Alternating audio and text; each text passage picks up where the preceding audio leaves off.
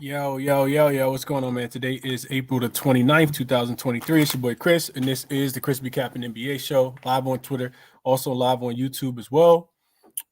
We have three games that I want to talk about because I'm not 100% sure if I'm be doing a show tomorrow or not. So might as well just go ahead and bust them all out now. I think the only thing that really matters about tomorrow is the status of Julius Randle and Quentin Grimes in that one, which is kind of important when you think about the landscape of just other players. The Knicks been balling no matter what, who they've had in, who they've been missing, but the tide could turn a little bit. And I also think it's important just when you look at series, it's going to be a tad bit different. They're not playing against the Cleveland Cavaliers team that can't score the ball anymore. Similar to the series that happens today as well. So real quick recap, as I always do. Last night, man, only gave out one play on the show, which was the Golden State Warriors and the Los Angeles Lakers money line at a -101, and this is exactly why I don't parlay. I'm thinking to myself, this a hit. The least Golden State will allow is that they, don't cover the spread, which I said right. I put that in the write up. If anybody looked at my write up for all my members on YouTube, when I posted the play, I said I don't think it'll be easy, right? I think Golden State will win the game. Not sure if they cover, but I do lean towards the Kings catching the points. It just kind of felt funny to me, super complacent spot for Golden State versus a back against the wall spot for the Sacramento Kings, who had a chance to win Game 4 on a last minute shot from Harrison Barnes. So Kings took my money last night. I had a nice little chunk of change on Golden State and the Lakers money line parlay, but it is what it is. The Lakers get the job done. I also leaned to -4.5, but kind of wanted to stay away from the spread, and we see that it really just didn't matter. Lakers won first quarter, second quarter, third quarter, fourth quarter. If it went to overtime just because they had to play something else, they won that too. Pity pat spades. They beat the Memphis Grizzlies and everything last night. Free throws, rebounding, you can name it. They won pretty much every single category last night. So the two leans, they cash. The money line parlay don't cash, and I probably won't give out another one. Probably won't play another one. So that's that. I also gave out Golden State third quarter spread minus the 3.5. Thought I got a good number. Golden State laid one of the biggest eggs I think I've ever seen, specifically from them as a franchise. Like in their dynasty, it was pretty nasty work last night. They couldn't, string together consecutive stops. You see Keegan Murray play like his hair was on fire. You see, you know what? I don't even want to talk about it no more, man. But let's just say that the Kings earned a lot of respect from me, specifically, after losing 3 games in a row. So that's all I'll say there. Moving along, get into the games for today. So first game up, we got the Suns and the Nuggets. The total is now up to 227 on most books. Also see it at circa coming down to 226.5. The spread opened in Denver's favor at 2.5 as the home favorite, and the Phoenix Suns are now 3.5 point dogs. So money coming in on Denver looks like 81% of the money is on Phoenix in this spot. 71% of the tickets are on Phoenix as well.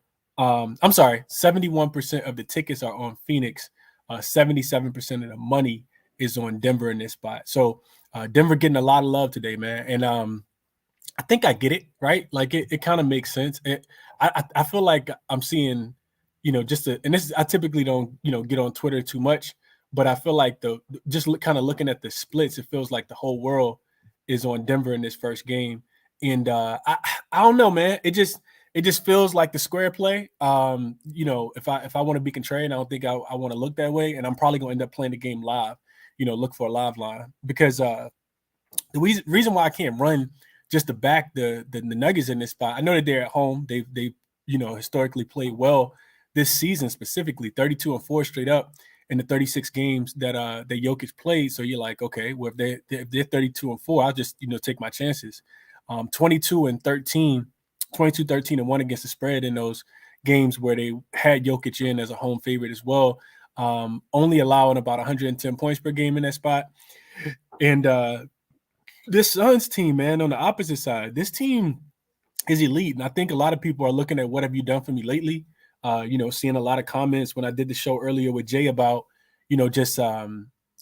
how they kind of struggled with a Clippers team that didn't have PG and Kawhi. how they lack size, not size, but more so like depth.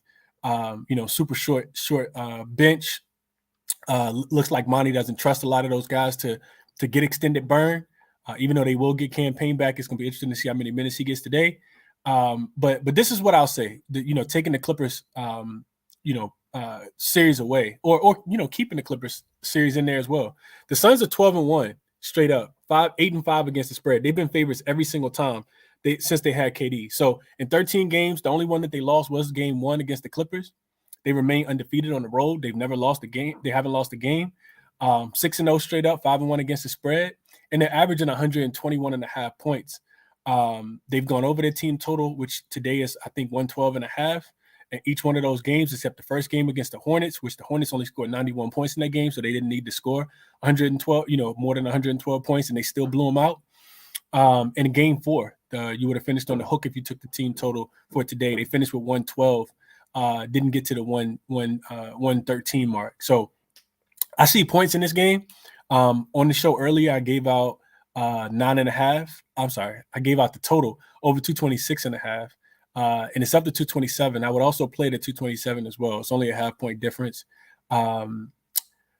Lot of interesting perspective for this game, man. I just look at Denver, and I think that, offensively, they present a lot of, matchup problems for Phoenix. I also think that Phoenix on the opposite side presents a lot of matchup problems for them as well. So I just see points in this game. These aren't two of the most fastest teams in the NBA as far as pace, but they are two of the teams that are extremely efficient. I think what Phoenix is doing right now from the mid-range is the most efficient team in the NBA as far as, mid-range pull-ups. Chris Paul, Devin Booker, DeAndre Ayton, Kevin Durant. They're like elite. And they can also shoot the ball from 3, pretty in an elite fashion as well. And I think what they'll try to do in this series a little bit more is probably get to the rim, because Denver did finish bottom 10 as far as points allowed in the paint throughout the entirety of the series. So it's a lot of different, cross matches. I think, for the Suns, it's going to be important to get Jokic into the pick and roll, to make him defend, to pull him outside of the paint as well. Aaron Gordon going to have his hands full trying to guard KD. It feels like the Denver Nuggets have a little bit better guards that they can throw at Devin Booker, who, is averaging, I think, 37 points in the playoffs so far. When you got guys like Christian Brown off the bench, KCP, it just feels like, even what's my other guy name? Other Brown guy name? Can't think of his name. Bruce Brown. When you got Bruce Brown off the bench as well, it seems like they got, a few better guards, but offense trumps defense, in my estimation. I think Devin Booker can kind of keep it going, if I'm being quite honest. Chris Paul is going to be interesting to see what they do with him on the defensive end, because I don't think he can stay in front of Jamal Murray at all. Probably try to hide him on KCP, but he's going to have to stay attached to KCP, because KCP can really shoot. He can shoot that thing from 3. So, I think it's a lot of different cross matches, a lot of different things to kind of exploit in this series. And I think the market will probably start putting these totals a little bit higher for game 2. So I think this one sails over the total today. I would actually play it up. I haven't done so yet, but I'm probably going to end up playing it up. I'm going to put a little bit on 230 just because it's plus money. I need some plus money in my life. I just don't think that the Suns can stop the Nuggets based on their defense. They had a defensive rating of like 120 in the last game, in the last series, and the 4 games without Kawhi Leonard. The Clippers was pushing pace. Russell Westbrook was pretty much getting whatever it is that he wanted. And that's one of the reasons why I'm going to kind of stay off the side, man. If the Nuggets won this game, it really wouldn't surprise me too much, them being the home favorite in altitude. I already gave you guys the record, 32-4. Straight up, you're only asking them to win by 2 buckets in this spot. But if the Suns were to still win, the team that's undefeated with KD in the lineup on the road, that wouldn't surprise me either. So I'm off the side in this game. I think it may be a better, I think it may be a better live betting spot in my estimation. But I do like the total, because, like I said, I do see points. I see a lot of points. I think it's a lot of, player props that have a lot of value today. I know a lot of them have been, probably bumped up by now as well, because you look at a guy like Jokic and the amount of usage that he's going to have, especially in a game that's only projected to be, a 2-possession game. And they only have DeAndre Ayton. They don't have a lot of big bodies that they can throw at him. And when they take Ayton off the floor to bring in Bismack Biyombo, then you limit yourself offensively as well. So, I think a lot of points going to be scored today. Jokic triple-doubles in play. His points are absolutely in play. On the opposite side, I think Kevin Durant could, have a big game. He's going to have his hands full with Aaron Gordon trying to slow him down, but I think he can still play well in this spot. I think Aiden plays well in this spot as well against Jokic, pulling him outside of the paint, hitting the little midi that he liked to shoot from the free throw line extended. CP3 assists. Jamal Murray should be, somebody that's going to play really well. I'm pretty sure they're going to – it's going to be interesting to see if they try to start Devin Booker on him, just because Devin Booker's defense has been pretty elite, throughout the postseason so far. So he's been kind of priding himself on the defensive end, even though they haven't been able to really stop anybody. One-on-one individual matchups, he's been taking those, pretty seriously. So a lot of great, stuff. I can't wait to watch this game. It doesn't come on until 8:30, but officially the only thing I played, like I said, I gave it out to my YouTube membership group, is the over in this game. Over 226.5 is what I played it at. So we put that at the bottom real quick. It's Phoenix and Denver over 226.5. I would also play it, like I said, at 227. Of course, it's only another half a point. Heat in the Knicks game. This game is tomorrow, so we don't have we don't have everything that we need to know. I think huge part, like I said earlier in the chat. Matter of fact, let me go to the chat real quick, see what I'm missing before I go on to this game. Let's see. The 29th. Did I say the 29th? I thought I said the 29th. Parades said my city. Yeah, bro. They letting Ja have it. I ain't even gonna let Ja have it. I like Ja. I actually like Ja a lot, man. Yeah, I know how much I love my Lakers, but I like Ja. I ain't let them live, man. Let them live. They got a lot to go through over there, man. Dylan Brooks probably never play another game in that jersey. We're not gonna talk about them. DJ said, "Let's go, Suns." Coop says, "Yeah, I stopped doubting the Kings after game 2." John Bell said, "I lost my lunch money and then some on my Warriors and Bucks." Suns money line 3 times. I'm gonna play it live. I'm gonna see. I'll see what happens live. Appreciate you being here, S. Dot. Coop says, "Classic watch and learn." The game I'm going to run a fun 2-legger, Booker and Murray to score 35 plus 31.49. Wow, sheesh. Those are really nice odds for those two guys to score 35 points tonight. Coop. Okay. Booker and Murray, 35 apiece, plus 31.49. Not talk you off. Where was the total this morning? So it was at 226.5, Marco, and then I just played it at 226.5. It's gone up to 227 on some books. We'll see what happens towards the end of the day. I just look at both of those teams total, and I think that both of them could go over. I think Denver is like 114.5, and then the Suns are like 112.5. I don't think there's a defense in the league that can slow the Suns down and to where they only score 112.5 points, 113 points. To me, I feel like they can get about 120, especially on a, not on the second leg of a back-to-back. They're not playing against a slow-paced team. Like, to me, I just feel like they're going to be able to fill it up as well. They're going to have to, in my estimation. What else? Bam recovery is going well with these days of rest. Jokic triple-double. Lock it in. Plus 3,900. Jokic KD triple-double. My fault. KD triple-double. Okay. Yeah, KD triple-double. Okay. All right, cool. KD triple-double plus 3,900. He gonna be there to get all the numbers for sure. I think, the Suns starter's been playing 40-plus minutes, every single one of them besides Chris Paul. So couldn't talk you off. Worth a sprinkle for sure, plus 3,900. So let's get into the next game real quick. And I don't have too much on these games. The Heat and the Knicks is the next game I wanted to touch on real quick. And I think the big question marks in this series is when Julius Randle will be available. I think, just reading through some of Fred Katz, who covers the New York Knicks, reading through some of, his reports on the team, on the team, specifically Julius Randle, his health and availability, it sounds like there's potential he could play tomorrow. Not 100% sure. If he is going to go, then I think Julius Randle expects to play his full allotment of minutes, which is what we typically expect from him when he's on the floor. Don't expect him to be hobbled at all. And if he sits, we know that it's probably a serious injury, and not 100% sure when it's going, when he's going to be available. As far as Quentin Grimes, who also missed the last couple games with that shoulder injury, He said that he'll most likely return tomorrow for game one, and he's going to be important, especially when you think about how good he is defensively, and he's another body that Thibodeau can throw at Jimmy Butler. So he's gonna be needed, man.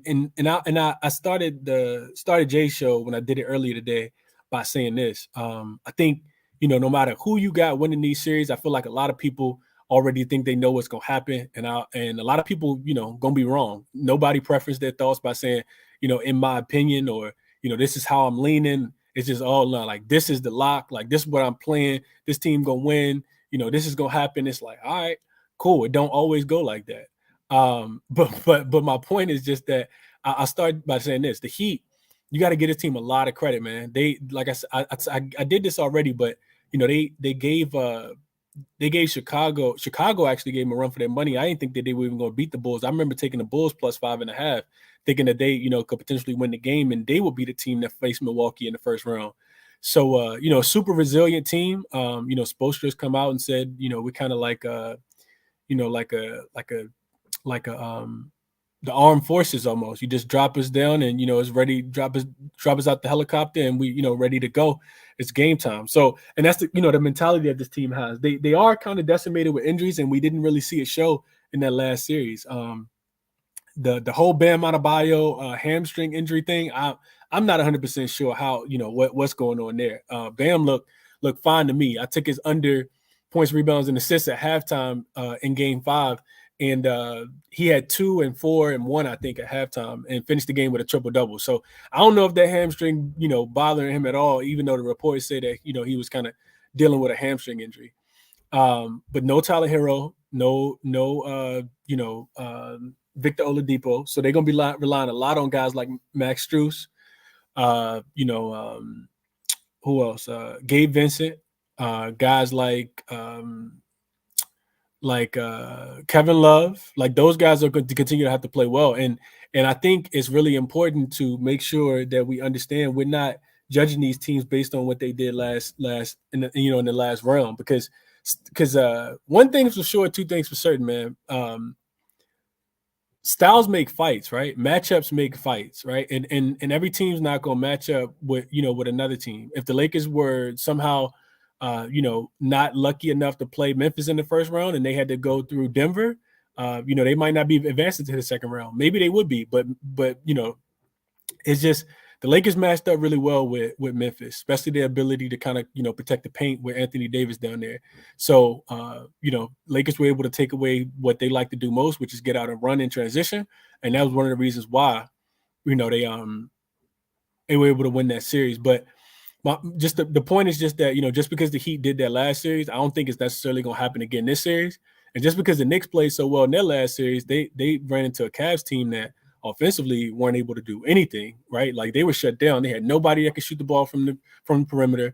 We saw really excruciating games, as like painful games to watch from Donovan Mitchell. And Jared Allen and Evan Mobley got owned on the glass and scoring by just by Mitchell Robinson. So matchup with Bam is going to be a tad bit different. Bam presents another skill set that neither one of those guys could do, which is as far as pulling Mitchell Robinson out of the paint. I think that it's going to be one of the things that Spoelstra does in this series. They're not going to let him stay around the rim so he can grab all the offensive rebounds, get all the putback, tip in. So that just those are just my thoughts. I also don't think that they're going to allow Jalen Brunson to do what he did in that last series either. Brunson played extremely well. I think he exceeded a lot of people's expectations, especially if you're not a Knicks fan. Brunson played extremely well in that last series. But in this series, you have a better defender. Evan Mobley is a solid defender, but they were more so putting Bam. I'm sorry, they were more so trying to bring Jared Allen out. Jared Allen was not doing the greatest job. He can protect the paint, but he's kind of done out there. When he gets outside on the perimeter. So I think having Bam in there is going to be helpful. It's going to be interesting to see what they do with Kevin Love, because I do think that Jalen Brunson he'll eat Kevin Love alive. So those cross matches are going to be extremely important, and I think that's one of the reasons why I just kind of want to lay off game one. I will say this: I think game one feels like a Knicks spot. Definitely feels like a Knicks spot to me. But I probably won't play it. I do think that the over's in play. You just look at the Knicks. They didn't. The one thing that kind of goes untalked about, because the Knicks dominated that series so much, is that the Knicks didn't shoot the ball well. They didn't score over 100 points, but maybe once in the series, and maybe twice. But they didn't shoot a good field goal percentage at all. The reason why they were able to win, because Mitchell Robinson dominated the paint. He, got all the offensive rebounds, him, Isaiah Hartenstein, and they just play harder. So now you're gonna have two, teams that I think are for sure gonna play, extremely hard. And to me, it just kind of feels like the Knicks have more in this spot, right? They have like the deeper bench. They have, I think Thibodeau got a few more, resources that he can use from his bench. And I also think that I would give them the nod as far as the, the starting lineup as well. Taking no credit away from Miami and what they did in the first round, because knocking off the Bucks is no easy task at all. And I think they're only the fourth team to the 4th 8 seed to be the number 1 seed. But I also think, I know that they're the first team since they've been doing the play-ins to actually win in the first round. Those teams always get swept most of the time, and if not, they end up getting the gentleman's sweep where they win one game. So it's a lot of ways to kind of look at this. I do think, like I said, that the absence of Tyler Hero is going to show up in this series. You got to find a way to slow down Jimmy Butler if you want to have a chance in this one, because as we see, he will go out there, average 35-40 points if he needs to. So it's going to be, and also the other thing is the Cleveland Cavaliers didn't have a lot of 3-point shooters. The Miami Heat on the opposite side, they have a bunch of 3-point shooters, and we know that one of the Knicks, struggles throughout the entirety of the season, whether it's first half or second half, was just their inability to be able to shoot the ball their inability to be able to defend the 3-point line. So I think that, it's going to, like I said, styles make fights, man. And this one's kind of shaping up to be, a pretty good series in my estimation. I don't have a look at all, but if I had, a free play, I'd probably take the point. I'd probably lay the points with the Knicks and think that they could get it done in game one.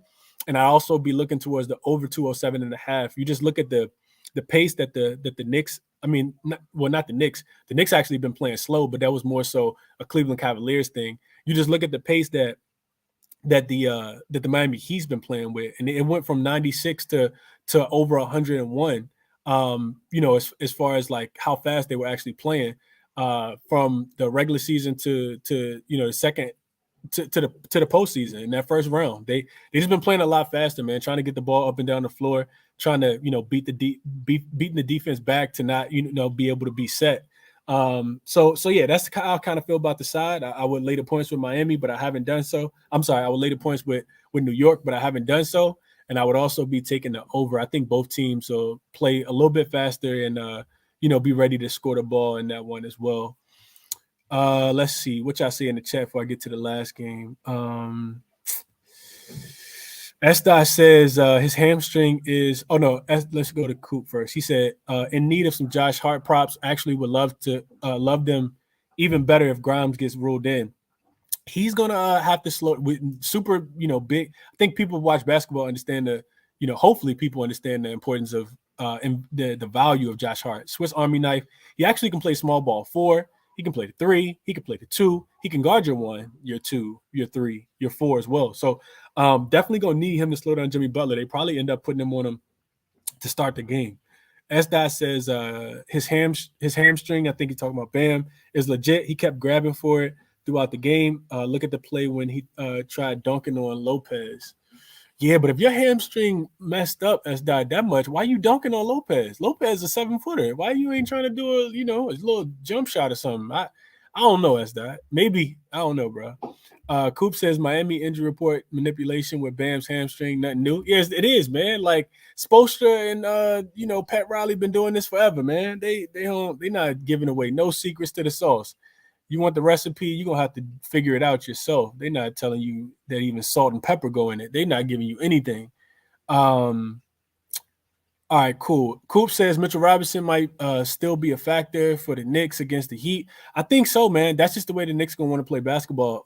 Mitchell Robinson's the best offensive rebounder in the playoffs. He's the best offensive rebounder throughout the entirety of the regular season. And he's probably, the best rebounder in the league, honestly. So you definitely want to keep, him on the floor as much as you possibly can. So we'll see. We'll see what happens to him for sure. I do think, Spoelstra's a smart coach. He not gonna get, Bickerstaff. And I like JB Bickerstaff, but JB Bickerstaff had no answers, right? It was JB Bickerstaff was playing he was playing checkers, and Thibodeau was playing chess. He never could counter at all. And that was the problem with that series. Keep doubting the heat. It just fuels the fire. Robin Maddox said that. So my question for people who, enjoy the heat, how far y'all got them going? Y'all think they win the championship? If so, do they three-peat? Like how good are the Heat? Like, I just need to know. I just need to know. Estai says top 3 defenders on the Bucks and Jimmy and company gave them the business. Snag says Heat in 6. Ooh, okay, spicy. Patrick says Denver by 3. Miami money line already played. Got a nice chunk on it. Denver by 3. Miami money line. Okay, we'll see what happens. I don't have a play in the game. Like I said, I just lean towards the over. Franklin says he likes Phoenix today in the first quarter. My guy Jay was on that as well. Cannot talk you off at all. Best of luck if you guys are playing that first quarter. All right, cool. So those are was that all 3 games? No. Warriors and Kings. Tomorrow, 3:30 game 7. Total 229 and a half, I think. I gave this total out last night. I'll start there.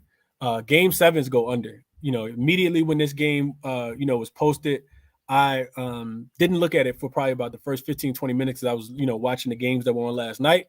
But Jim, the total went from 231 down to 229 in like 10 minutes. And that's because the Sharps gonna jump in on the under. Even though, both of these teams play at extremely fast pace, Game 7s go under because, at the end of the day, you kind of have to bring your best defensive effort. The Warriors didn't bring their best defensive effort in the last game, so you got to think that, they don't want to end their series losing 2 games after winning 3 games in a row, in a first to 4 type series. And, the Kings, I don't know, man. I think they might have found something. You watched them play the small ball lineup last night. Pretty sure Steve Kerr is going to try to counter that, probably trying to figure out some solutions right now. Probably didn't get a lot of sleep last night trying to figure it out. But I do think that this game goes under, man. I think, I know the Kings going to want to push pace, but I think the Warriors, are going to be able to counter that. I think they, bring it on the defensive end. And I think that this is going to be one of those games specifically in the fourth quarter where both teams are going to want to slow down the pace a little bit. Both teams are going to want to make sure that they make the most of each possession as well, right? So I can see the ball getting walked up. Yesterday's game also went under the total. Golden State only scored 99 points at home, which was crazy. So I already played the under. I gave it out yesterday. Under 229 and a half is what I got it at right now. It looks like it's trickling down to 229. And I'm, not really afraid, even though it is the Warriors and the Kings. Really liked the under yesterday and probably should have played that as well. So as far as the side, I have no idea. I'm going to be honest with you guys. I thought that the Warriors going to win yesterday. Now they didn't put themselves in a real vulnerable position, having to go back to Sacramento to win this series on the road. Can they win on the road? Absolutely. They won game 5 on the road. One game 3 at home, one game 4 at home, and then went to Sacramento and got a big win. Was supposed to come home and close the game out and absolutely did not. So can they get it together and go back on the road? I think so, man. But am I counting this Kings team out? I mean, how could you count the Kings out? I don't think that you can count them out. 7.5-point dogs yesterday on the road. They lost 3 games in a row. And you see, I thought it was so interesting that the guys who stepped up, Keegan Murray, Trey Lyles off the bench, Harrison Barnes, Terrence Davis, these guys were the ones that stepped up. Of course, De'Aaron Fox going to do, whatever he needs to do to make sure he puts his team in a position to be successful. Same thing with Sabonis, who didn't even have a great game, took the elbow to the face, was in foul trouble throughout the entirety of the game as well. So, to me, it just kind of feels like it's a toss-up. And that's why you see the line at a pick, man. I'm not taking the Warriors based on their experience, because if they were so experienced, then they should have won last night and they should have got the series over with. You don't really want to get a Kings a chance. You want to go ahead and put them out of their misery.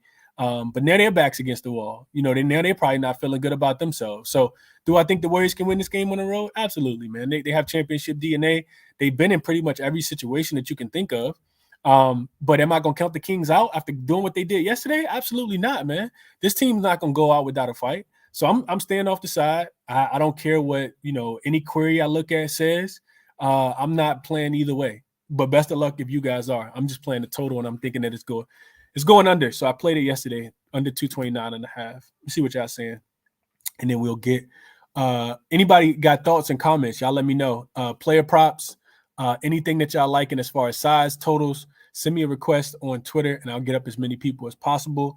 Real quick in the comments section, let's see. S-Dot says, if Heat win the East, then I feel good about the finals. Heat record against the West is 20-10. So S-Dot said they go into the finals. No, he didn't say that. He said if they win. What did they finish at, S-Dot? I know you're a big Heat fan. I see Snagged in here. Snag a big Heat fan. He also liked the Bucks. That ain't good, Snag. But where do the Heat finish at? Are the Heat better than the Celtics? If the Celtics and the Bucks join together, are the Heat beating them too? Like, I just need to know how good are the Heat? How good are the Heat? I need to know. I need answers. Snagged also says, what's up to Ali? Snag says Denver wins tonight in the series. Coop says he's running back Fox rebounds plus assists, 8-8, and the triple-double. Fox is going to go out swinging. That's a fact. Shout out to Dream. I know he's not in the space right now, but I know he gave out the rebounds plus assists. And I know he had 8-3 and his assist. The line was 11.5. He had 8-3 at the end of the fourth quarter, at the end of the third quarter. So I'm pretty sure he got there. I didn't even check it anymore after that. Pretty sure that cashed though. Coop says, I hate Mike Brown. Took that long to play Trey Lyles at the 5, changed the game when Sabonis was in foul trouble. That's what changed the game. If you watched it, yeah, him being at the 5 put so much pressure on that defense because Looney didn't want to be out there. He didn't want to be out there at that 3-point line, and they were draining the 3-pointers. Let's see. Super 50-50 game. Kings crowd is going to be rocking. They are, but the Phoenix, the Golden State Warriors have won in hostile environments, man. Like that part doesn't really scare me too much at all. I think back to last year, the finals, Golden State lost game 1 against Boston at home. Then they won game 2. So they, it's a 1-1 series. They go to Boston. They lose game 3. They down 2-1. Game 4 is at Boston. And if they lose, they go down 3-1. And what do? They win every game out. They win the game in Boston in game 4. They win game 5. And then they go back to Boston and close them out in game 6. So, light the beam. I know, they ain't did it in a while, but that's one of the reasons why I'm not betting against Golden State in this spot, man. I know that they lost my money last night, but I'd rather just sit on the sideline than put some money on Golden State and they lose again, or put some money on the Kings just because they won in the last game. So that's just how I'm feeling about the game. Y'all go with y'all gut, man. Do whatever it is you think that is going to make you make you successful, especially financially successful. He can make a run after what I seen them boys do to my boy Giannis. I'm done doubting my boys. Okay, so both of them was your boys though. Now you got to pick which one you like the most. S-Dot said if the Heat are shooting, and it seems like they are, the Heat are very good. Heat are two different teams, regular season and playoffs. My only issue with the Heat is that their defense has digressed a little bit. Yeah, because I think so let me address this real quick too. This is the last thing I'm gonna say about the Heat. The Heat, I don't know if people saw it, but Coach Mike Budenholzer lost his brother during this series in a car accident. Tragic situation. Prayers and all the good vibes go out to him and his family and everybody else that was affected. That's tragic. But I think that, comes into play along with, even if he hadn't lost his brother, they just don't make a lot of adjustments, right? You continue to play that drop coverage, which the Milwaukee Bucks has done all season, and it bites you in the butt every single time. Every single time it bites you in the butt because Miami wants to shoot threes. And when you got Brook Lopez out there, he's going to drop every single time. This is the same defense that we saw in Game 5 when the Miami Heat closed out the Milwaukee Bucks is the same defense that we saw last year in Game 7 of the Eastern Conference Finals where Grant Williams hit 7 threes. It's the same exact defense. The same exact defense. And if you continue to play drop coverage against teams that can hit three-pointers it's gonna kill you. I don't think that that's the case with the Knicks. I think the Knicks, while they do give up 3-point looks, I think that they make the adjustment. I don't think that Thibodeau is going to go down doing the same exact thing for all those games in a row. The Miami Heat won the series in my estimation because Jimmy Butler was nuclear and because they were able to make 3-pointers that nobody thought they were going to be able to make. You go back into the series, you see how many threes Kevin Love took, how many he made. You go back in the series, you see how many threes Duncan Robinson, who just got inserted out of nowhere, hit. And those were the reasons why, to me, it feels like, the Miami Heat were able to advance. And they just were the dog. They were the more hungrier team. They were the ones that were doing all the small things, like, getting the offensive rebounds. They were first on the floor, right? So I'm not saying that they're not motivated. I just don't feel like all that's going to translate into the next series, seeing how hard the Knicks are actually playing. That would be my thought. The Bucks look like they were supposed to win. And sometimes you go into a series with that mindset, and then you lose the first game, and the Heat start smelling blood. I don't think that we see that again. So that's how I kind of see the series going. They definitely gonna have to defend the 3-point line a little bit better because, like I said, they didn't really have to. The Cavs don't have a lot of 3-point shooters, so they didn't have to necessarily lock in. They were more so trying to make sure that they weren't getting a lot of points inside the paint because that's what Cleveland likes that's Cleveland's bread and butter. Throwing the lobs to Evan Mobley and Jared Allen, pull-up jump shots, Donovan Mitchell getting to the cup, that type of thing. So that's the last thing I wanted to say about the Heat series. All right, cool. All right, so let me get this AirPod out because I don't even got it connected. And let me get Fred connected and see what Fred got to say, man. Fred, what's going on, my brother? How you doing? Chris, how's everything, bro? Appreciate y'all. How you doing, man? I'm good, bro. I'm good, man. I lost a little bread last night messing around with the Golden State Warriors at home, but it's all good, Fred. What's up with you? Yeah, man, same. Just a quick recap. First quarter, depending on the number, I gave out 2. I know a couple people got -2.5. But I pushed on the first quarter. First half, complete flop. And then Austin Reeves, man, one for 7 from 3, man. I had him at 1.5, and even sprinkled on the 3. That one stung a little bit. The looks were wide open. Just didn't go my way. But we live and we learn. I feel like the looks are decent, but just not going my way. And just 2 things, man. Just before I give out these plays. Shout out AD, man. That performance he put out yesterday, man, that was one of the best performances defensively I have watched ever. I mean, he was a monster. Absolute monster. So shout out to AD. He done tricked me off a couple times, and sometimes he done catch me, but shout out to AD, man. I'm just glad he showed out and showed up for LeBron and just the squad. Game 7 AD, Fred, because they won't going back to Memphis, bro. Man, we wasn't yet, man. They won't rocking with it last night, bro. Facts. And then just one other thing, man. If y'all was watching that Warriors game, what the fuck is Jordan Poole doing out there, man? He is trash. He is ass, man. Jordan Poole is really bad, man.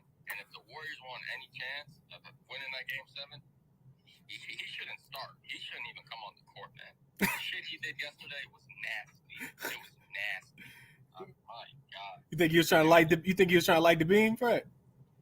Bro, he was off a beam. That's what he was drunk. He showed up to that game drunk. The shit he was doing was comical, man. Just turning the ball over, trying to just when you go for a layup, man, go for the layup. Don't try to get the contact. If the contact's gonna happen, it's gonna happen. But focus on trying to get the layup first. But I don't know, man. He pissed me off because I should at least have got the first quarter.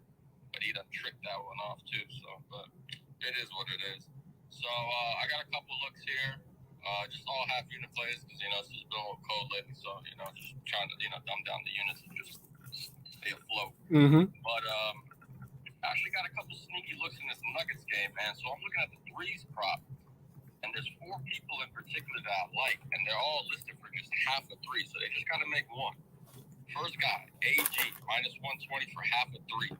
I love this look. Reason why? They just don't leave them open. This is like a John Collins effect from the last series in Celtics. These are shots that the Suns are willing to give up against the Nuggets, especially if they're trapping Jamal Murray, maybe they're blitzing him, or they're just running pick and roll with Jokic. Jokic gonna fan that thing out to the corner, and AG gonna be ready. He's gonna be ready to shoot, especially with the series he had last. He wasn't really too focused on scoring, or he was more defending. He had to deal with Big Cat. Big Cat was bruising him. It was physical. KD, he's gonna guard KD times, here and there. But it's more of a finesse with KD. So, he's not going to try to bully him. So, I feel like he's going to have his legs under him. And I just think half a three, he's taking like 2-3 a game. Just give me one. So, I like that look. Second one I'm going with, another one, half a three. These are all half units, too. So, I'm going to have a total of 2 units in total with all this, with these 4. Bruce Brown, half a three, minus 120. Give me it. This guy's going to play 30 minutes. They need his defense. They need him out there. And this is a shot he's going to get. He's going to get open threes in this series, and I just need one. At the crib, sign me up. Game 1, I like those 2 looks a lot. Third one, kind of, if I had to list it from my favorite to my least favorite, Josh Okogie. He's minus 140. I would say it's probably my third. My first one is my AG. Second one, Bruce Brown. AG, Josh Okogie is my third least favorite. Minus 140. I just think they're going to need his defense. Personally, I don't think Torrey Craig is. I don't think he's going to be the answer for Jamal Murray. I think they're going to need a Kobe, and maybe Nuggets kind of maybe blitz the ball out of D-Book and KD's hands. Maybe they just try to give him a couple different looks, and I think Josh Okogie is going to be open in the corner for a 3. Honest to God, I think his minutes go up. Nuggets is not Nuggets. Suns is playing a lot of minutes, man. They gotta stretch out these minutes a little bit, man. They got KD, D-Book. They playing the whole game. I mean, goddamn, they playing the whole game. Chris Paul playing almost 40 minutes. Aiden playing 40 minutes. I just think they're gonna have a chance. They gotta get some bench production, and I think Okogie's gonna get some minutes. I mean, the defense is there. We know that. So I always like to target people that at least play defense. And, he had that little hot streak before KD came. I remember people were cashing on his 3 threes. I know the minutes, are not obviously the best, but I just think it's a value play for the minutes. I don't like the odds. Like I said, it's my third least favorite, but I'll take a stab at it. And then the last one, it's my fourth least favorite. It's going to be plus money Jeff Green, plus 110 for half a three. I just think he gets one up today. I just think he makes it. Honest to God, I don't really have any backing to it. Plays 20 minutes a game. I just think it's you got the total going over. You said you even like it kind of vaulted. So screw it. Give me plus 110 on half a three for Jeff Green. He might not even take one, but shit. But it is my least favorite. So if you want to pick and choose, my 2 favorite would be AG and Bruce Brown for sure, and then Okogie and then Jeff Green.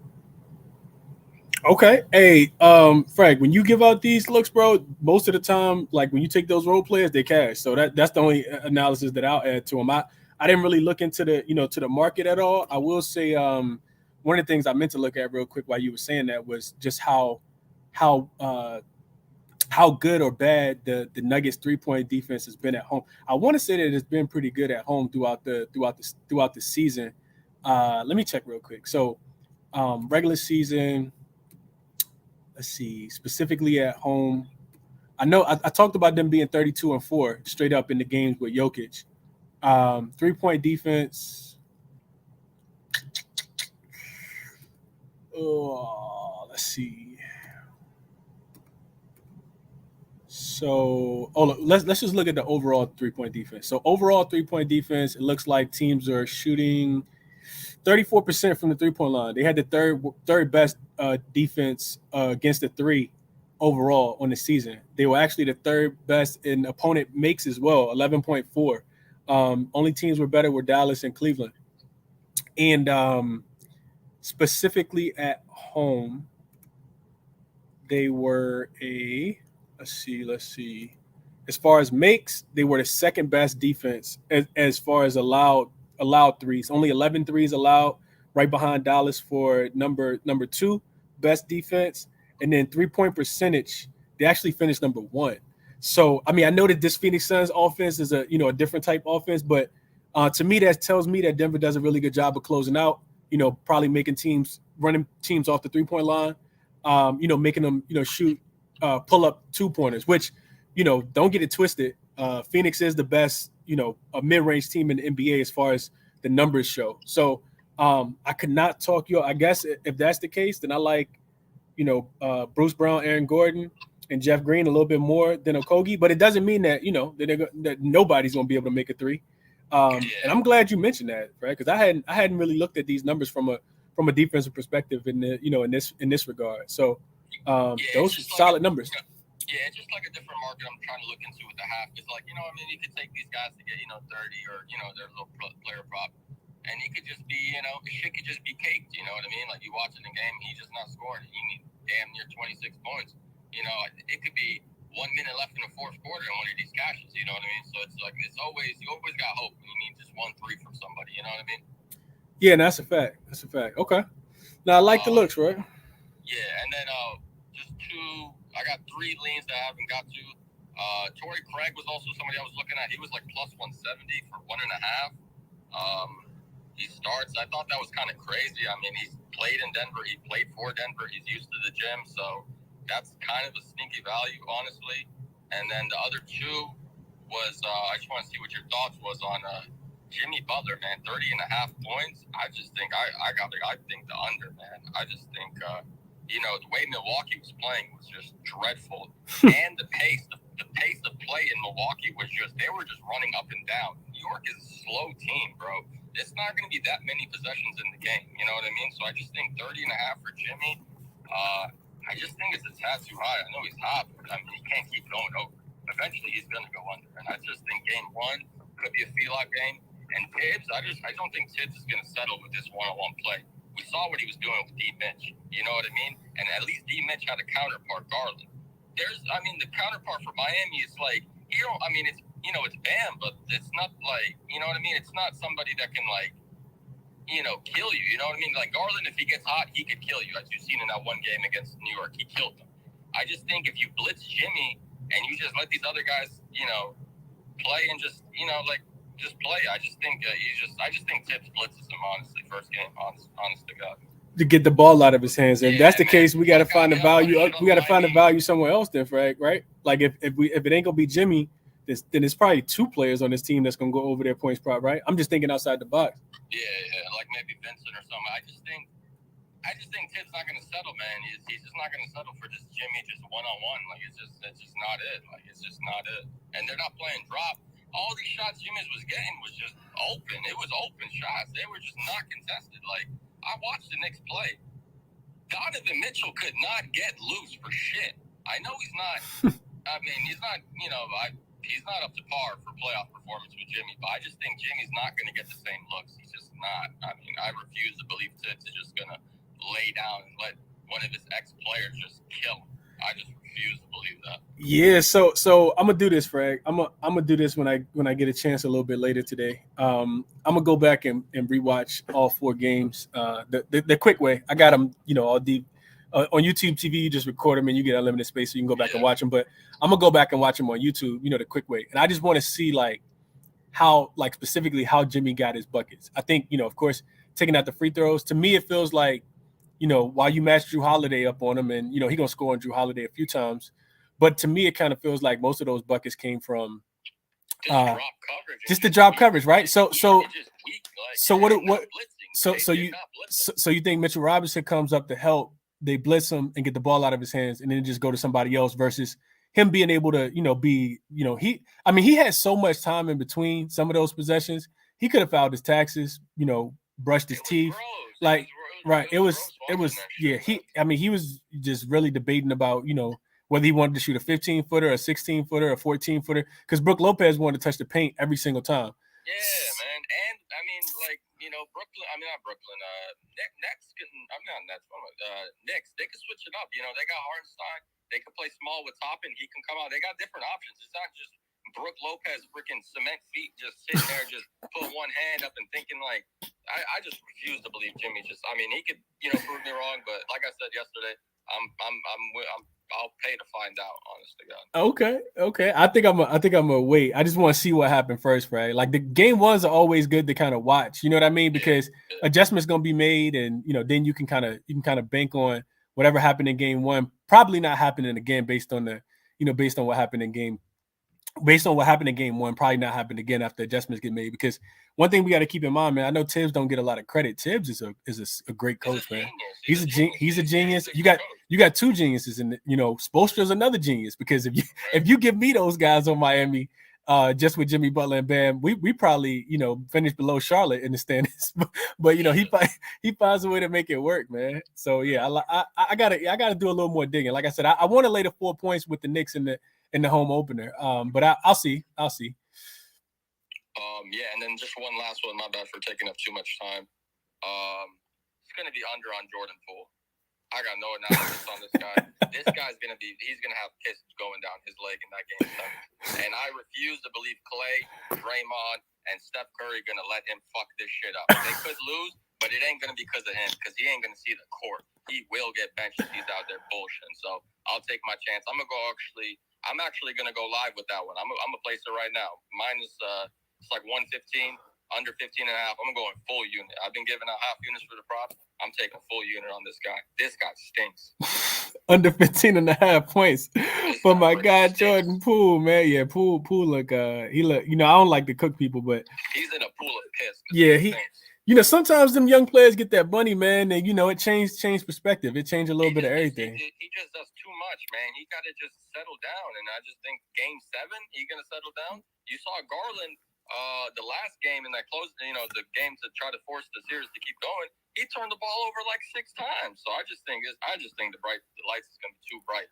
And like I said, I'll be damned if Curry and them let them just they let him just keep fooling and just selling. So I think he'll get yanked if he's out there cooking them up and just not playing defense. He's getting blown by Mitchell, everything. So I just think he gets played off the court. I think they might even start Draymond. Don't be surprised they switch the lineup up. Yes, I read some reports last night that said that Draymond probably, gratitude for him for going to the bench, but they need him back in. Yeah, especially if Sacramento gonna run that small unit where they put Trey Lyles at the 5. Yeah, because they attack him. They attacked him in that small unit. Just one last thing to add on that. His last, the game, the one they just played, his prop was at 16 and a half. They're at the crib. He's starting. Now it's 15 and a half. Game 7, they're on the road, and he might not start.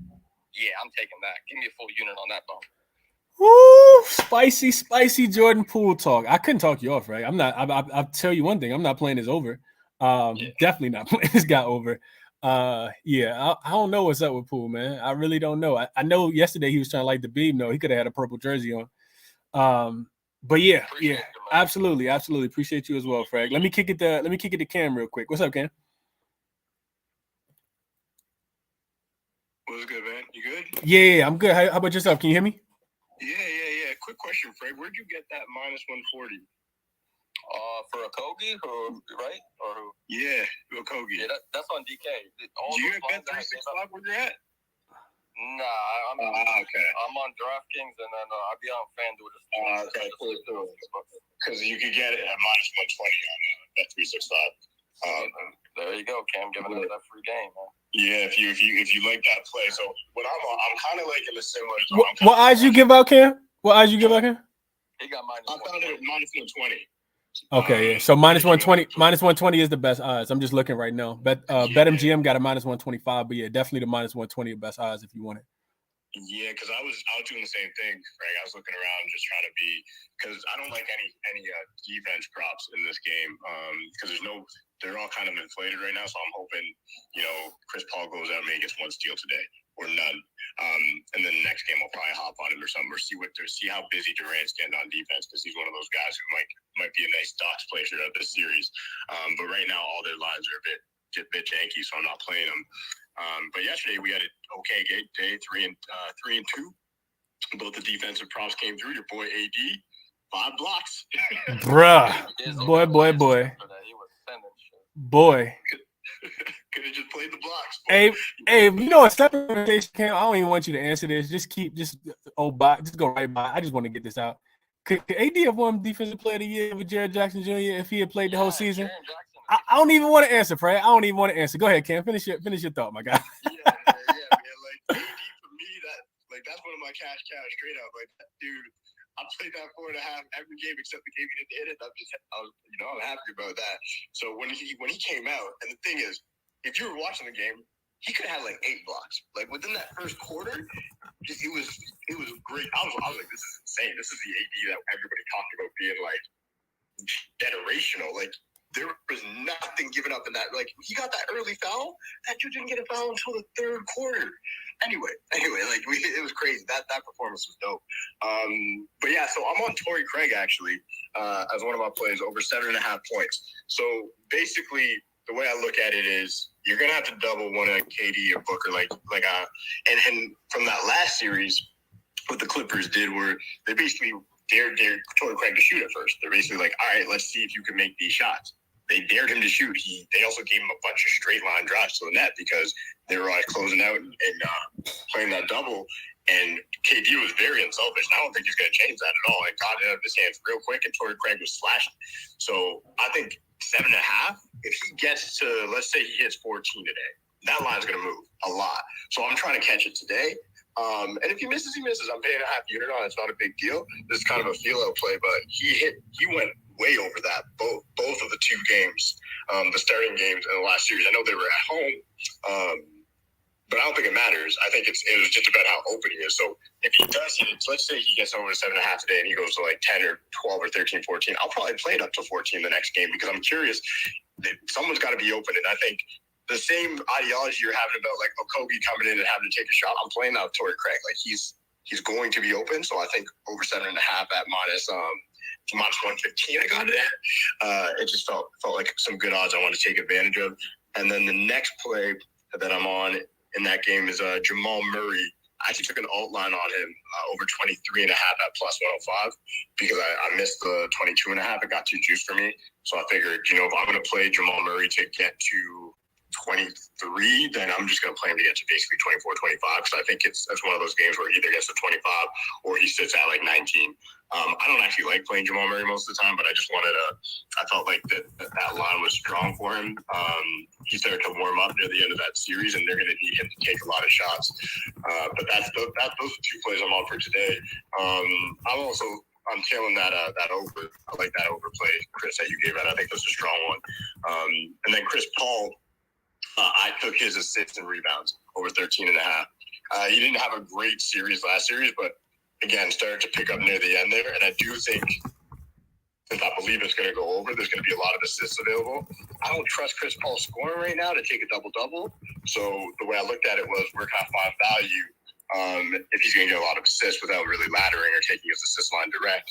So I like the assists and rebounds play because I can see him getting to 10 assists, and he's averaging, I think, around 4 or 5 boards in that last series. So I was just like, I like this line. It was minus 115 over 13.5. Just see if Chris Paul has something in him left. He was starting to look a little washed. Every playoffs this happens, but yeah, those are the 3 plays I'm on for this game. And then going into tomorrow, that's where I have defense stats. Tomorrow's game's got those guys who can kind of rely on, and Jalen Brunson going right back to the well. He's hit it 100% of the time, over 1.5 stocks. It's plus 165. I can't for the life of me understand how a dude can go through an entire series, hit a line, and you still have it at plus 165. It makes no sense. I don't care. Like, there's just nothing for me that it's like you have to go back to the wall, in my opinion, when you look at something like that. He's killing on defense. He's their best player. He's super active out there. He's going to be all up in whoever he's guarding. And he's probably going to get one of those lucky, like the ball just comes to him. And then all it comes down to is him using his quick hands. And he's a very underrated defender. So for you to be able to get the value that high where it's either a block or a steal, like that should be his steal line. That should be over 1.5 steals with plus 165. Cool. I get that. It shouldn't be a stocks line. So I'm putting that in today. And that one is a full unit. Everything for today's games are just happiness, but tomorrow that's a full unit. And then I'm also going to be looking at Jimmy Butler over 2.5 stocks. I haven't put that in yet. Stephen gave me a pretty decent idea. I like he put forward a little lotto. He's like, there's a lotto if you put in Jimmy Butler over 2.5 steals, and Brunson over 1.5 steals. It comes to like plus 900, which I really fucks with. So I'm gonna look at that a little bit more. Even though I don't normally go lotto, I really like that play. So anyway, my officials are the 3 for today, and then tomorrow the Jalen Brunson over 1.5 stocks. If you haven't been following my defensive plays right now, we're sitting at 13-7 after yesterday. So I'm just trying to keep it going. Just keeping it. That's I found my new market. Can't play the threes in the playoffs, so let's play some defense. And that's a hell of a quick turnaround too, Cam. You go from one market to the next market, and you 13-7. You doing pretty good for yourself, my brother. I like it. I like it a lot. Could not talk you off of any of those defensive props either. 3-and-D basketball players, 3-and-D capper. That's a fact. He's a 3-and-D capper. My man said he's 3-and-D. I like it, Cam. I like it a lot, bro. I like it. All right, cool. Cam definitely shares some solid looks. I think, I see who said it in the chat real quick. Raptors fans said observation game for me today, Chris, and I think so too, man. I think I'm a pretty conservative bettor. I don't come on here and give you out too many parlays, too many long shots. It's just not the way I like to bet. I like to make money when I'm gambling. And I think it's cool to sit back and watch the games, man, to see. Based on what you're reading, based on, maybe some of your other favorite cappers have, kind of share, their sentiments about how they think the game's going to go. And then you kind of, you react to what you're seeing, right? I played, I didn't play it, but I was looking at Keegan Murray yesterday. I know Dream had came up and gave out Keegan Murray. He looked super aggressive from the gate. And I said, well, this ain't no way this going to be able to keep going on. Like, they're going to have to lock in on him. And, his number going to drop. And I think I want to say maybe at halftime, he had like 20 points, rebounds, and assists. And his line was like 30.5 or something like that. And I was like, no way he can go over in the second half. Golden State going to have to pick it up defensively. They never did. But they also, he just didn't need to play in the last few minutes because of the opposite of a blowout. And he also, Monk started to pick it up a little bit more. And, so if I would have played that would have carried. So I think, you don't what I'm saying is you don't have to, force a whole bunch of, bets. This isn't 1980 where we can't live bet, right? You can kind of see what's going on, check your different books, see which markets you like the most, and then, then make a play. So I just want to make sure I say that. Game 1 specifically, right? That's why I'm more so on the total versus the actual sides, because I see points. I don't necessarily know how teams are going to guard players. I think it's going to be a chess match in a lot of these games, right? Because I don't know for sure that that Spoelstra. We don't know for sure how Spoelstra is going to try to guard Jalen Brunson tomorrow, but we also don't know how what's my man name Mike Malone is going to guard Kevin Durant and Devin Booker today, right? Do they double, or do you just let KD go off for 45 or 50 and you let him get his number, just so that they can't score otherwise, right? Like it's just gonna be interesting, man. And those are the things that we don't necessarily know. It's all speculation until the game, until the ball gets tipped in the air. Then when they make, whatever you see, then you can kind of, make your plays based on that beforehand. So I just wanted to share that, man. I'm not a big game 1 bettor, especially on the sides, unless I feel like, extremely confident about something. So I just want to make sure I said that real quick. Teddy, I want to come to you because I know you've been waiting for a second, and then my guy Dream is in the building. Hey, Dream got a YouTube channel too, just in case y'all don't know. I just found it yesterday. Got to find the link and share that as well, because Dream had a nice little video yesterday. I went back and watched, kind of going through and breaking down his plays. So definitely, support my guy. Go follow him. Dream, go through, find the link for me, man. Post it on the Jumbotron so people can see it. But Teddy, I want to come to you. What's up, Teddy? Hey, man, how's it going? I'm good, man. How about yourself?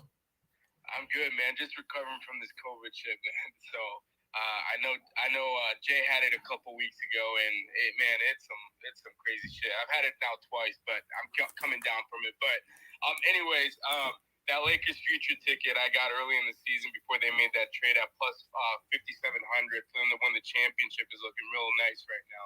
Oh Lord, okay, 5,700. I like that. Yeah. I mean, I'm a Lakers fan, diehard, but I figured, I knew there was always a chance that they could make a trade, and this is before 2 weeks before the trade deadline. I figured that it's worth a shot. It was too high, so. Anyways, on this Denver game, I agree with you. I watched the video that you and Jay broke down earlier about the over I definitely think the first quarter over at 55.5, that number's a little low.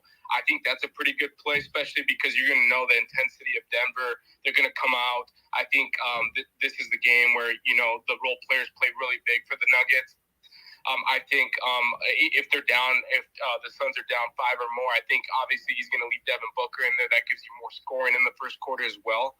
I just think it's a pretty good look, so I already took that. And I think a sneaky look is KCP's over threes at plus 115, 1.5. I think it's a pretty good bet, especially since I think this is kind of one of those KCP kind of games. They're going to lead, the Suns are going to focus in on Murray and Jokic, and I think that gives them an opportunity to get to 2 threes in the game.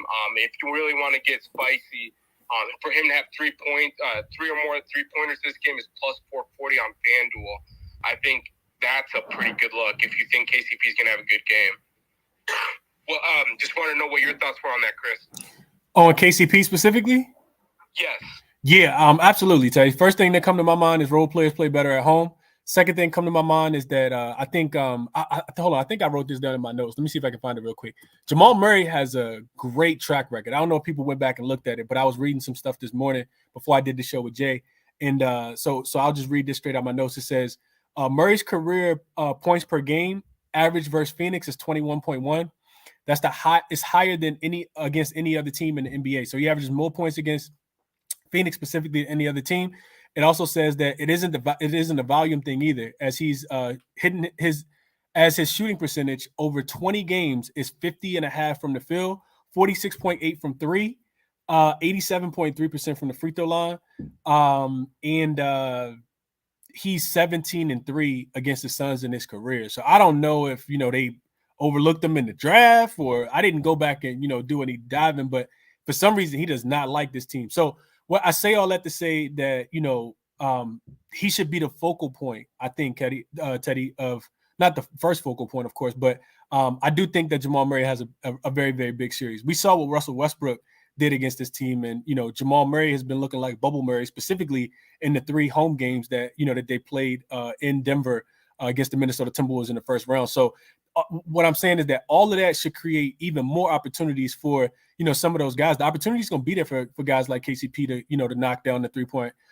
shot, especially if it's not even especially. He's going to be on the floor because he's going to have to get the primary matchup against Devin Booker. So I like that. I like that look a lot, Tay. I think that to me that seems like a solid bet on the day where I'm kind of just kind of wanting to kind of get a feel for how some of these things are going to go. But he also, I'll say this and then I'll be quiet. He also picked his shooting stroke up because he was in a little drought towards about, I would say, about 20 games left in the regular season. And then he had a really, really good game. I think it was against Utah.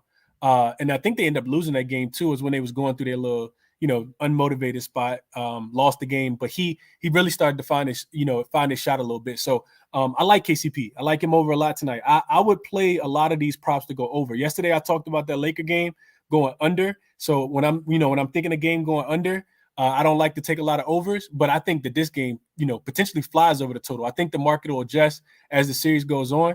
And I didn't mention this earlier. I talked a little bit about it with Jay after his show earlier, but I actually like an alt total in this game. I think you could take the total up to 230, up to about 230, and get a little bit of plus money because like I said, these are 2 elite defenses, and you see, the Phoenix Suns, they really struggled against, a Clippers team that wasn't even full strength. So this Denver team, I think, extremely efficient team. They don't play with a lot of pace, but they knock down their shots. Jokic is the most efficient player in the NBA, one-on-one, and I don't think Aiden's enough. So I think, he has a mismatch today. I think that he'll, play the right way as he always does and, find his teammates. And it's just going to be a lot of points in this game. I really love the over a lot. That's why I gave it out earlier. Like I said, I would alt it up to about 230 as well, and get some plus money because I don't think this game goes over by, just a few points. So love the look from you, Teddy. Absolutely love the look from you on KCP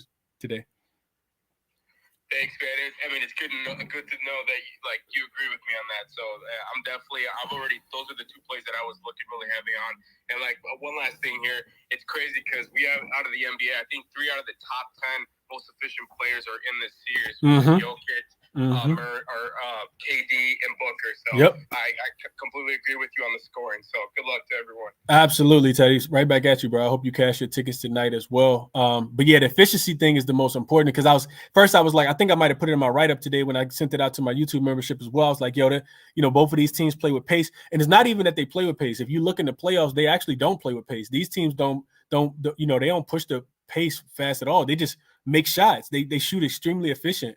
And I don't think I think it's going to take the defenses a while to kind of catch up and figure out how they want to play each other, especially in the cross matches. When you get, the pick and roll and they, the Suns bring Jokic up to the top of the key and, have the paint wide open. You got to remember that Denver, while they were solid defensively throughout the regular season, they ranked bottom 10 in points allowed in the paint. And, I think that the Suns going to try to exploit that. Also, Chris Paul, at this point in his career, he can be a cone, especially if you got to guard Jamal Murray. So I think, that's a matchup that they can take advantage of. No guarding Devin Booker and Chris Paul in my estimation at all. So, just good luck, right? So all of those reasons, I looking at the game, I was like, man, I just see points. Let me see what they was averaging. So I like the over for all of those for all those reasons.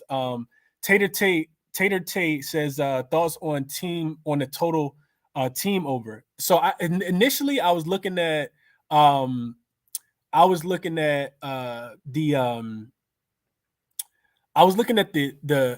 I went to the full game over, but initially I started with the Suns team total to go over. That's actually how I started my breakdown because their total was 112.5, and I'm like, they averaged 122 last series.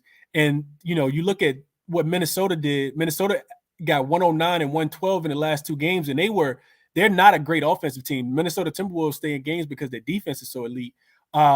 So to me, it just kind of feels like, that would be the pivot to me. I didn't play it because, like I said, I took the full over, but that's how I kind of started my cap off. I said, I don't want to bet on the Suns today, even though I think that they can win this game. They haven't lost a game with KD in the lineup on the road yet. I know everybody chucking up, their defense trash, yada, yada, yada. I think some of that may be true, but you just gonna have to stop them too, though, right? Like, to me, it kind of feels like you're gonna have to stop them no matter how good their offense is, and nobody's been able to outscore them yet. So, do I think that the Denver Nuggets gonna be able to do so tonight? I don't think so, man.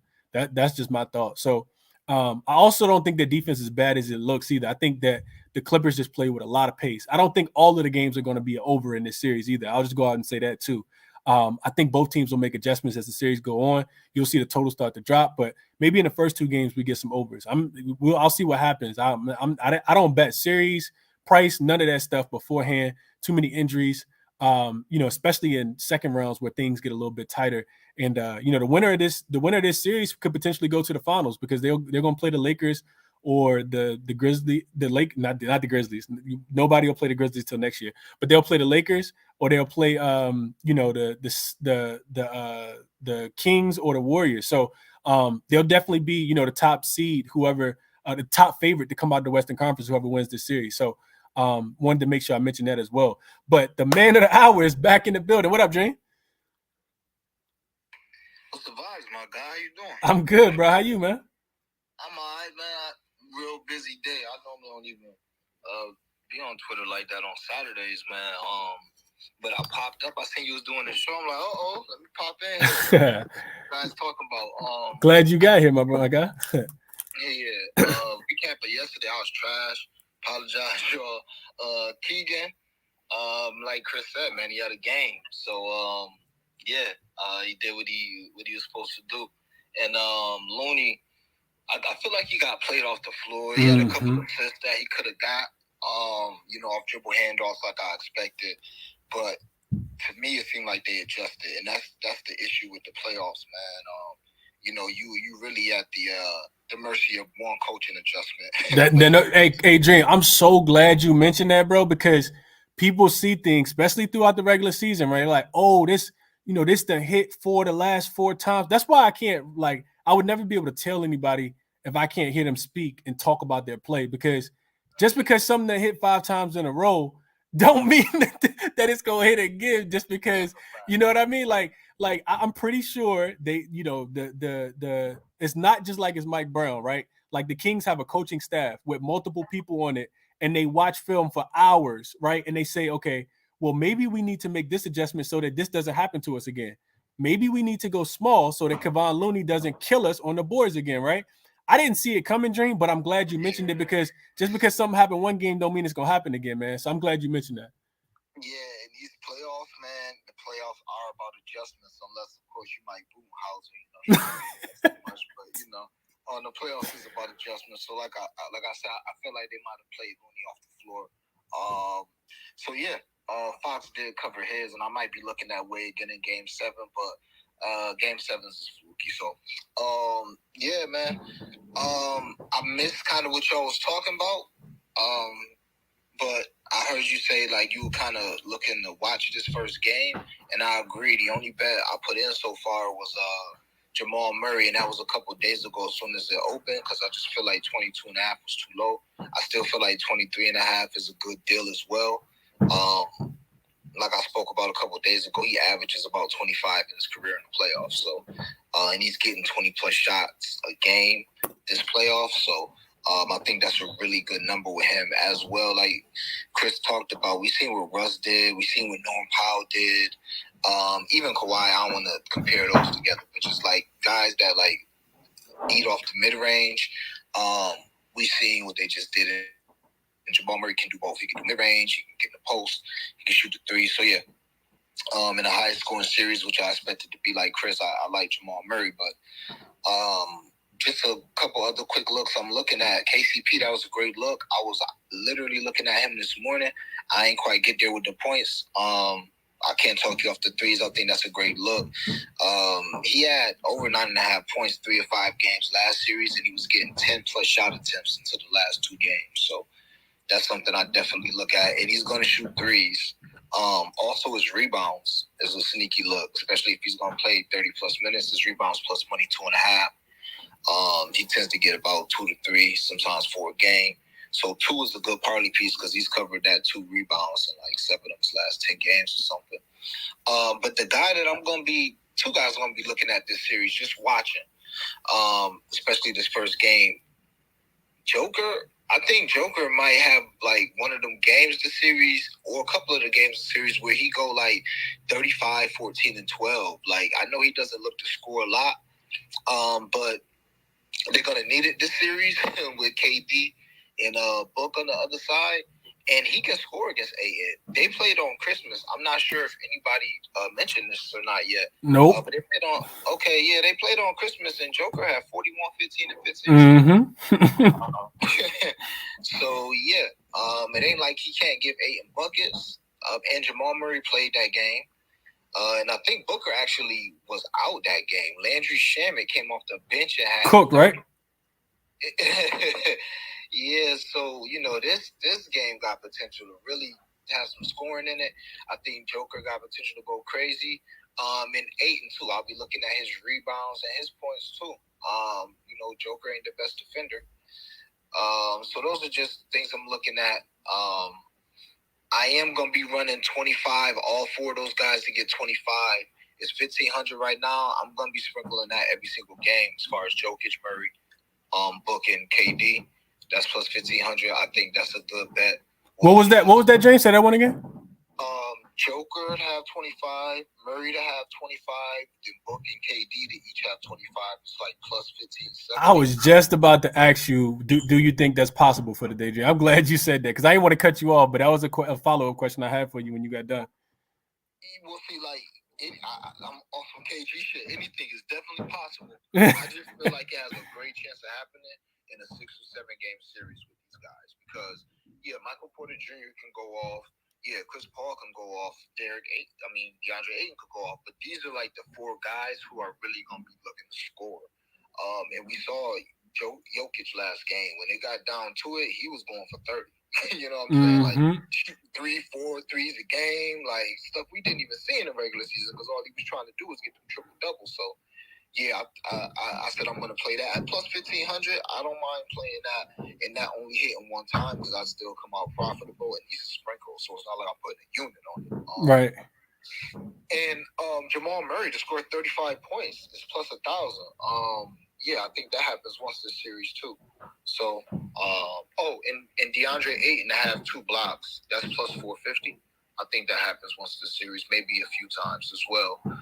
He had 2 blocks in that Christmas game against Jokic. So if Jokic is shooting a lot, as Chris says, he can't jump over a loose leaf sheet of paper. So that could just lend itself to a couple cheap blocks. Not that Joker won't eat him up, but that don't mean that Ayton won't get a couple blocks. So those just some long shots that I put in, and I'll be monitoring to see if it's worth playing stuff like Booker points, Jokic PRA, Jokic rebounding assists, Booker steals and blocks. Like you said, it's just a look. I want to see how the game looks. You know what I'm saying? Before I just go crazy with what I think is going to happen. No, that's a fact. That's a fact, Jane. Jane, real quick, one other thing I wanted to ask you about. Shout out to Coop in the chat. Coop said he said same thing we on Dream. Classic watch and learn game. But he wants to run he's gonna run a two-legger, just a fun two-legger. Booker and Jamal, both to go for 35 at plus 31.49. Dream, what you thinking? Look, man, I cannot talk you off of that. I can't talk you off of my boy sent me something on DraftKings for all of them to have 30 is plus 7,000. Again, you put $1 on that, you get back $70. So you put 50 cents on that, you get back $35. So blow money bets at they finest. I can't talk you off of none of that. Yeah, I was just like, man, I mean, I expect points, and to me it does kind of feel like, both teams probably gonna be the freshest that they're gonna be in a while. I think both of them coming off, a couple of days of rest, and adjustments ain't been made yet. So you can't make adjustments until after. Like I think the high scoring games may come, in the beginning of the series, and then whoever that player is that kind of imposes their will on the opposite team is going to be the player that you can kind of play on throughout the whole series. I think is how I see it going. What you think, Dre? Yeah, I agree with you. If you're gonna play overs in the series, you definitely want to play them early. I think before adjustments get made, man. But this series, I think this one of them series that got potential to just be great for prop bettors and like lotto players because Book was on the tear. Joker does not. He play that drop coverage, and even if he's not gonna play drop coverage, ain't nobody worried about him on no pick and roll. Michael Porter Jr. don't defend, Jamal Murray don't defend, and then you look at the other side, like you said, Chris Paul could be a cone. KD definitely does defend. Book, he's been defending lately, but them guys been playing 40 minutes a game. So, I mean, this series has potential to be great. I just want to see it with my own eyes to make sure I'm seeing. I see what I think happened. Right. No, I'm with you. Dre. I'm glad we aligned there. Anything else, Dre? Nah, that's it, man. I'm on Jamal Murray. I don't know if you're gonna do a show tomorrow, but I gave out the under in the Heat game, just a gut play. And that's it. I'm just gonna wait and see. I got to do some more capping on that. I appreciate the kind words on the YouTube channel, man. Just getting started. Not sure where I'm gonna take it, but I got an idea. I'm gonna DM you about some all-season stuff, man. Because just like me, you love to talk ball all the time. Absolutely, bro. Yeah, hit me in the DM, bro. We can get on the phone. Chop it up. Yeah. I'm gonna DM you my number, but not even on no gambling stuff. I'm gonna hit you. Bet. Okay. Cool. Before I kick it back to Fred, Markel says, Chris, you got any late night bangers in baseball? So, Markel, I've been keeping up with baseball, man, but not like anything like super crazy. I didn't cap anything for today at all. I do see that the Cardinals taking on the Dodgers, and Clayton Kershaw, one of the guys who you can actually trust for the Dodgers. Dodgers been trashed this season compared to how they started off last season. Only 14-13 right now. He got Jordan Montgomery in the St. Louis Cardinals. I think I probably look at Dodgers first half. The line for the full game looked like it's minus 145, so probably a little bit more juice to the first half. But I don't really trust a lot of bullpens. I play a lot of first fives when it comes to baseball, either money lines or spreads or overs, team total unders, that type of thing.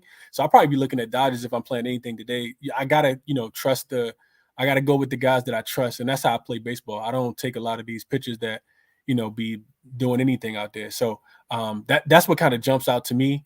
Gausman. Oh, that game started already. I was going to say Kevin Gausman, another guy I trust for Toronto, but They play in Seattle, and that game started. I don't even know what happened. That game started at 3:07. So that would be my look in baseball. But when basketball ends, I'll have a lot more baseball for sure. Definitely be sharing baseball looks with you guys, especially everybody that's in the YouTube membership. I'm not doing a show every day like I do for basketball, but baseball, a lot of money can be made, man. I know I'm missing out already because I just ain't been able to cap it, but I just don't have enough time in the day. But yeah, I'll be doing a lot of baseball as soon as the basketball season ends, and as it starts to die down, like when the playoffs start to ramp up a little bit and we don't got no games in between, I'll be looking at baseball for sure and sharing those looks as well. Kick it back to Fragment. I'm getting up out of here, man. I've been on here for an hour and a half. I'm about to go have some fun, man. Go out with the fam. What up, Frag? Yeah, man. Just a couple things. Just shout out the guy that came up here with the KCP look, man. Hopefully he feels better with the COVID and stuff, man. Praying for you, buddy. And then what Dream has said with Jokic with the scoring and stuff. Don't forget he just had played Cat and Rudy Gobert. Like, people like to talk shit about Rudy Gobert, but he's a good defender, man. Like, say what you want, but he can defend the rim. So I think Ayton is food. Like, he's food. Like, it is what it is. He can't guard Jokic.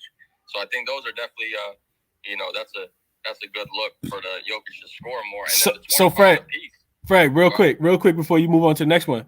So with that being said, because I was thinking the same thing, right? Like Ayton, honestly, is no good. Like nobody can stop Jokic, right? I don't care like how big you are. Like he had Rudy Gobert looking like he was a point guard when he was backing him down in the first game. So my question to you is, if you had to put a play on Jokic, what would you play? Would you play his points, rebounds, and assists, or would you play his points or his points plus rebounds? Like how you think he impacts the game in game one if you had to play one of his lines today?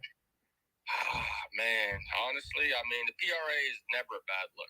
I mean, he can never be, PRA with Jokic is never a bad look. I just like the points, man. Like you said, Dream had mentioned the 25. Somebody had mentioned the 25 each for four players. You got to put $10 on that. I think that's just. I mean, I'm gonna put a little bit more on it because I just think it's a good play. 25 from them four guys, super efficient scores. Yeah, I mean, we like points. I mean, first game, the defense is not going to be too locked in. Hopefully, and they just score, just score and just score, man. Okay, I like it. Keep going. But what else you have, right?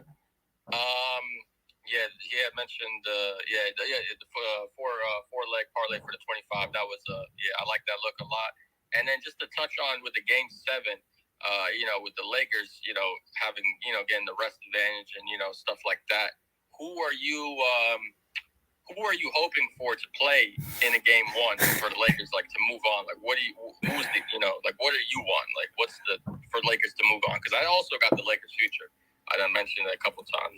So I'm invested with the Lakers. So I always come up here and got to get a quick Lakers question in here from the head honcho. Fred, that's a good question, bro. I've been thinking about that. I've been kind of pondering back and forth, but honestly, I think it really comes down to you gotta want the Kings, man. You gotta want the Kings just because of how bad they are defensively. I think the Lakers could potentially kind of control the pace. I know that the Kings played as really well at the beginning of the series. I mean, the beginning of the season, but this was the different Laker team before the trade, of course. So Lakers, I think would absolutely dominate interior wise. Like Alex Len is barbecue chicken with the extra sauce on the side. You know what I mean? Like him, Sabonis. I think you gotta if you're the Lakers, you don't want to play against that organization has to not just Draymond, not just Steph, not just Clay, not just Wiggins, not just Looney, not just Kerr, not just like the GM, like you don't want to go in Golden State. You know what I mean? Like you want the Kings so bad, man. Especially with Fox, potentially having that finger in the splint, even though he's been playing pretty well with it. So yeah, I'm rooting for the Kings, man. I'm definitely rooting for the Kings. But I don't know. Like, I'm not betting on the game. I just, if you're the Lakers, I think you gotta want the Kings. You don't want the, the veteran team. You want the Kings for sure, in my estimation. And then, whatever happens. But the way the Lakers been able to slow the game down, the way they've been playing defense, I think the defenders that they have, they've been, I think, the third best defensive team in the playoffs. And Memphis, they went into Memphis and got one. So I think that says a lot because Memphis was the best home team in the NBA throughout the regular season. So I know they weren't whole, without Brandon Clark, without who else were they missing? Steven Adams, without Luke Kennard last night. But injury's part of it, you know. Like Lakers won't hold the whole season because AD and Braun was out, you know, basically the whole season. So long story, I made it a long story, Frank, but it gotta be, you gotta be looking for the Kings, bro. Yeah, man. And shout out D'Lo yesterday, man. Wow, what a performance. Hey, D'Lo play like that, Fred. We talking about we having a different conversation, bro. I'm glad he saved his best for last because I know I was clowning my man, you know, throughout the series. Kyrie in the building. He saw his replacement in there. Yeah, started acting. Hey, I'm gonna hit Kyrie in the DM and see if he can come back for all the games there. Because if that's what it take, whatever he ate, you know, he ate his Wheaties, whatever he had for whoever did his massage, whatever, you know, I don't care whatever he did. I need him to have that same routine every single game, man. D'Lo, you know, changed that game for sure yesterday and did it early and often, man. He played like, you know, it was crazy. That's why your boy Austin Reeves didn't need to hit the threes last night because D'Lo said he got him. He got everybody. Come on, man. God dang. And then just one last thing, man. Dream got the YouTube, man. Drop a like on that, man. Drop a like on Chris YouTube, man. I noticed the hour and 30-minute space. I done got to, you know, taking an hour of time, man. So just appreciate y'all, man. Just, you know, creating a little community and just, you know, just talking NBA, man. Absolutely, bro. Absolutely. Like I said, if I don't do it with y'all, man, I'm gonna just talk to my family about it. My son 5, he know all the teams, all their mascots. All he care about is their mascots. But you know what I mean? They got a lion? Do they got a tiger? Like, so yeah, this is what I do, man. It's what I do. And I try to make money and bring everybody together and do it, you know, collectively as well. So that's the show, man. Appreciate everybody for tuning in. Like I said, I talked about the games for tomorrow just because I don't know for sure if I'm gonna do a show or not. Probably won't play anything, but if I do, you know, I'll definitely post it on the YouTube and then it'll come out later for everybody else who doesn't want to join. But best of luck tonight, man. Best play of the day for me would be Phoenix and Denver to go over the 226.5. I do still like it at 227 as well. I think we see points in this game. And if I'm playing any props, I think, you know, Frag probably mentioned it best. I'm looking at Jokic, man. I think he has a big game today. I don't think that Denver's going to double him. I don't think that Phoenix is going to double him. So he should get a lot of one-on-one coverages. I also just kind of feel like from a psychological perspective, Denver is not as good on the road. I didn't mention this yet, but Denver is not as good on the road as they are at home. So to me, that says that they probably want to start the series off, you know, on the right foot. Understanding that, you know, they're not even they're the underdog in the series, even though they're favored for game 1. So I like Jokic. I like Denver, you know, to probably win this game today. I'm not betting on them. If there's anything, I'll take it live. But I do think that they come out with a sense of urgency, understanding that they, you know, it's going to be hard to win in Phoenix. It's going to be really hard to win in Phoenix because they just don't play well on the road anyway. So that's how to see the day going, man. Jokic to go over his PRA, but I didn't play it, and I definitely like the over for the full game. Couldn't talk anybody off the over for Jokic points. Looking at KD, looking at you know, Jamal Murray, who like Dream says should cook tonight. I think he absolutely cooks today. He's definitely going to be needed. Going to have the shot attempts as well. He letting that thing fly right now. If you go check his field goal attempts in the last series against the Timberwolves. So and the Timberwolves don't have a defender like Nickeil Alexander-Walker. I mean, the Suns don't have a defender like Nickeil Alexander-Walker as well. So could not talk anybody off looking at those guys. Domino's player props down to about 20 apiece. I know Dream mentioned 25, but if you want to go super safe, taking all those guys that, you know, average over 20 at 20 points a game should come through for today. And I think we'll see adjustments in game 2. So that's what I got, man. Appreciate everybody for coming through. Hit the like button for me on the way out. Always share the show. Appreciate everybody. Best of luck tonight, man. Enjoy the one game that we have and the games for tomorrow if I don't talk to you guys before then. I'm out.